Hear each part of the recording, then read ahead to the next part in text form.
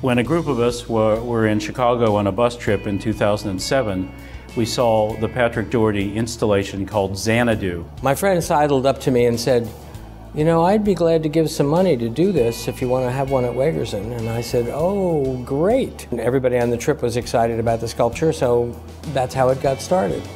The Wegerzyn Gardens Foundation is an independent organization which supports Wegerzyn Gardens Metro Park. Some of our members brought to us the idea of bringing Patrick Dougherty to Dayton as a way to bring attention to Wegerzyn Gardens Metro Park. The committee of the Wegerzyn Gardens Foundation and the board itself championed this. They brought this through and to the metro parks and said, "We think this is a creative and clever idea." The combination of art and nature was a big draw for me.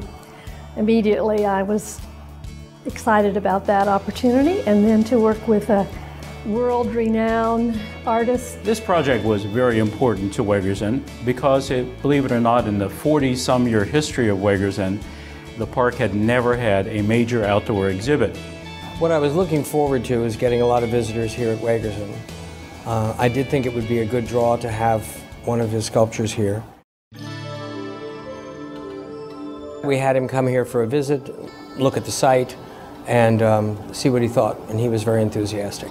I was anticipating looking for a great site so that we could build a provocative sculpture, one that served for them and gave me a chance to make something new and something exciting. We decided to look around in the garden and see what sites were available.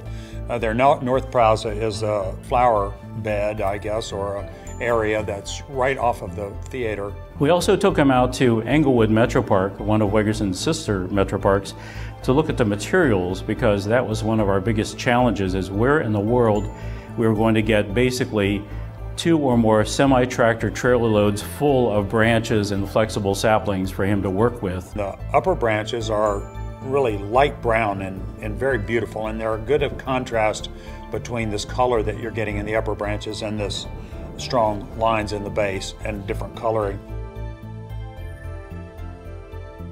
We had great support from Metro Parks, and particularly in our reaching out into the community. They have such expertise in public relations. Of course, we could not have done it without that financial support. That was our main goal. As far as the sculpture itself, I had no specific expectations. As far as I was concerned, that should be left completely in his hands. The concept development was very brief. He came armed with a drawing. It was on a steno pad and was done with a magic marker. One of the things that I thought would be interesting to begin with is to take this serpent mound idea, or this basically the idea of a serpent winding itself into formally organized gardens and becoming this kind of anomaly, this kind of vaguely like disorderly conduct. The name of the sculpture, A Wiggle in Its Walk, came from kind of a conversation between Chris Jensen, our horticulturist, and Patrick. They were casting around ideas like serpentine walk or curvature of the spine, and came up with A Wiggle in Its Walk. A Wiggle in Its Walk. I would explain that his inspiration was a serpent mound. It's a little bit like walking inside of a serpent. We worked on a branching out program to involve the community more in not just put up an exhibit, but to involve the local artists too. And they really took it a step further, where they said, okay, this is neat, but what about the connection to the arts? And created this wonderful funding for all these arts and cultural arts programs to really create a very holistic plate of options for people to explore the sculpture with. The Branching Out project gave us an opportunity to collaborate with all kinds of arts organizations. So that really appealed to a lot of the funders. They were particularly interested in all the collaborations we were able to arrange throughout the project. I think it left everybody with a good feeling.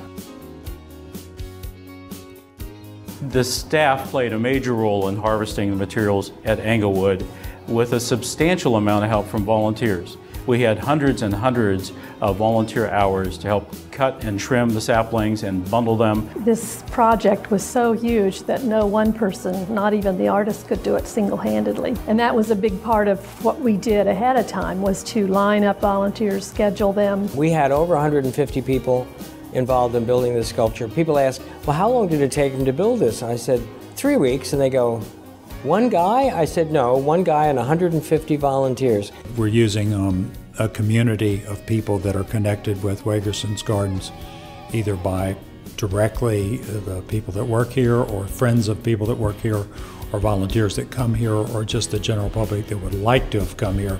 Mr. Dougherty is charming and very inclusive. He loves his volunteers. He's very patient. He was wonderful with everybody. Regardless of their skill level, he found a way for them to participate in the project. I've got a kind of a technique with my volunteers. I don't go around and say, do this, do this. I watch and see how they're doing, and then I say, hey, this is how I solve this problem.